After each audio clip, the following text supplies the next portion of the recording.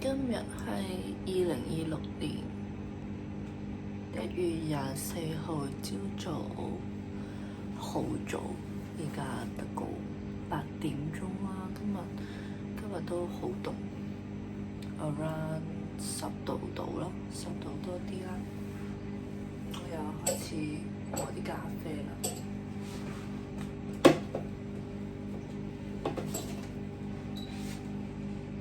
今日依然係用翻呢隻好朋友送俾我嘅豆，跟住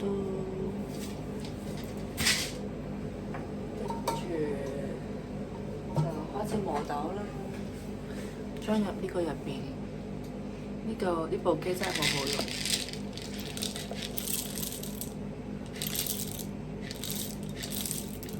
呢幾日咧有件事終於俾我解決咗啦。其實都唔叫解決嘅，係真正面對咗自己。就係有一段感情啦，由上年9月開始，就一路覺得自己都好鍾意佢嘅。但係大家嘅價值觀始終都係好唔一樣。無論係對好多事情嘅睇法啦，亦還是消費觀啦，或者對愛嘅定義啦，即係可能喺佢眼中，愛一個人就係佢以為嘅嗰個樣咯。但係我就同佢講，我所以為嘅愛，至少唔會真係計較各自付出幾多咁咯。咁一開始都好 sweet 嘅，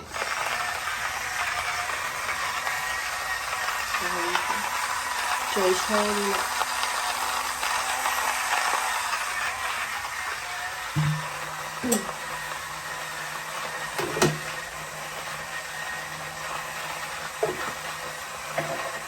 用咗好耐嘅呢個。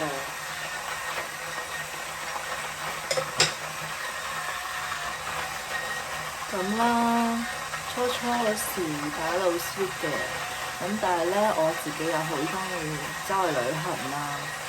咁咧就喺某一次去南京啦，同我2個妹去旅行嘅時候，佢就覺得我一路都冇報備我嘅行程俾佢。咁我都有同佢講話。成個 trip 我都同我妹一齊緊咁樣啦。咁第一晚落地啦，我就唔係好舒服嘅，因為南方深圳呢邊嘅溫差同南京始終差好遠啊嘛。嗰邊一落地 around 都係得個幾度嘅咋，好似得6、7度到啦。咁我就加埋唔夠瞓啦，搭完飛機之後，咁我就同咗佢講話，我第一日好早就瞓啦。咁啦，當然佢可能就係對打卡呢樣嘢非常之緊張嘅，即係覺得一個人唔打卡佢就係有事，佢先會唔打卡咯。咁但係喺我嘅戀愛觀入邊，我就覺得唔應該有呢樣嘢發生，即係愛係信任㗎嘛，係咪？即係如果我選擇咗佢，佢又選擇咗我，咁我哋應該係互相相信大家係一定對呢份感情係忠心嘅，唔係話會出去滾又成嘅。咁啦，咁就發生咗第一次嘅嘈交啦，都嘈得好勁。我亦都好希望佢喺我翻屋企嘅時候嚟接我機啦。咁我亦都有好哀佢，好求佢咁樣嘅。始終我覺得係嗰個階段，我好鍾意佢，我希望面對面去解決呢樣嘢啦。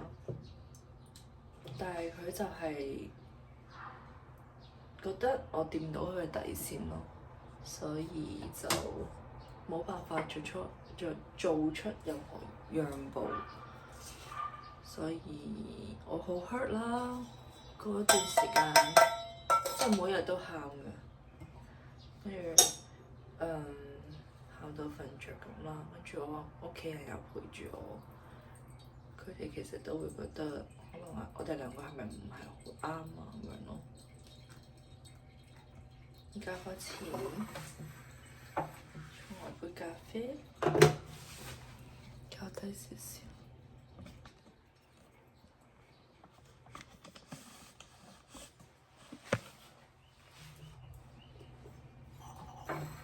咁啦，成段感情雙方都好付出嘅，都付出好多嘅，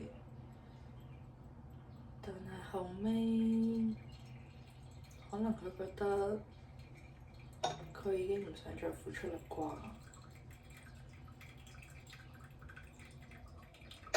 亦覺得夠啦，兩個人都夠啦，就咁咯，停喺度 OK 噶啦。及時止損啊嘛，係咪？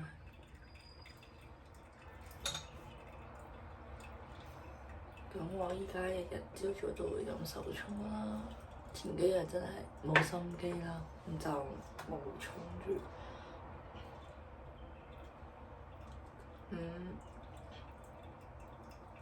尋晚臨瞓前好唔開心嘅，但係我都逼咗自己早啲瞓啦。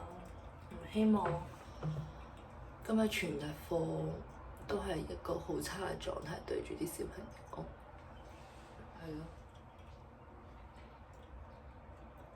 咁我呢個就會做3轉嘅3段式。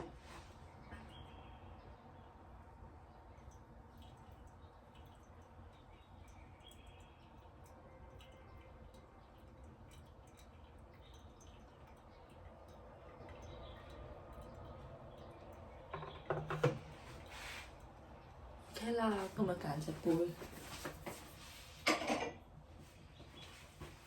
呢隻啦，我老豆喺日本買嘅，老豆成日拎嚟飲酒，超靚，琉球買嘅。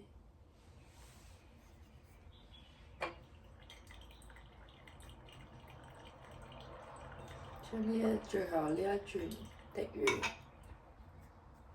就完工啦。下一次可能我就要研究下3段式究竟點樣先會做得更加好飲，專業啲啦至少。拜拜。